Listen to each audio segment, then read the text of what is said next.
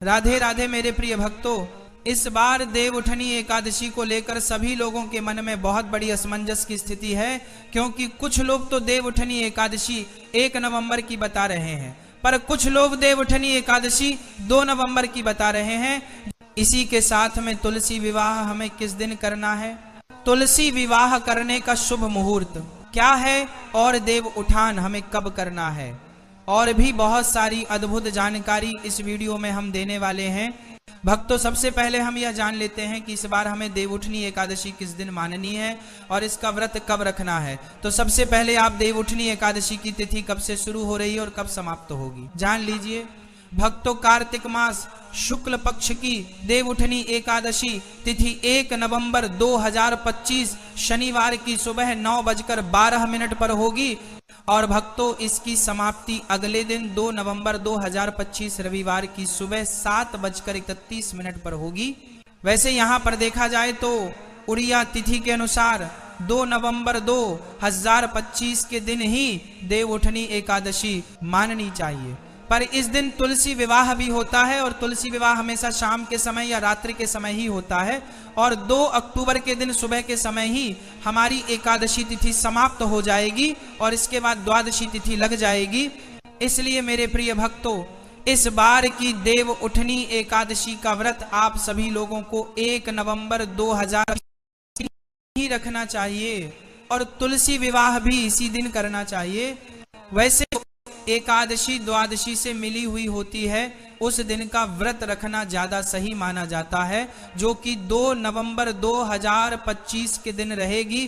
पर तुलसी विवाह होने के कारण आपको देवउठनी एकादशी 1 नवंबर 2025 शनिवार के दिन की माननी चाहिए, और जो लोग देवउठानी एकादशी का व्रत रखते हैं उन्हें भी 1 नवंबर के दिन ही व्रत रखना चाहिए।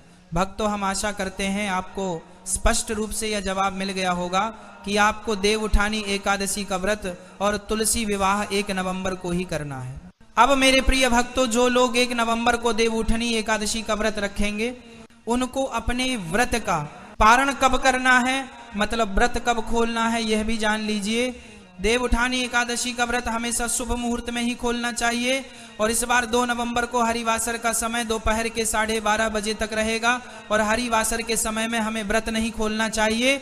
इसलिए जो लोग 1 नवंबर को देवउठनी एकादशी का व्रत रखेंगे उनको अपने व्रत का पारण 2 नवंबर को दोपहर को 12:30 बजे के बाद ही करना है। मतलब आप अपने व्रत को 2 नवंबर को दोपहर 1:11 से 3:23 के बीच में खोलना होगा।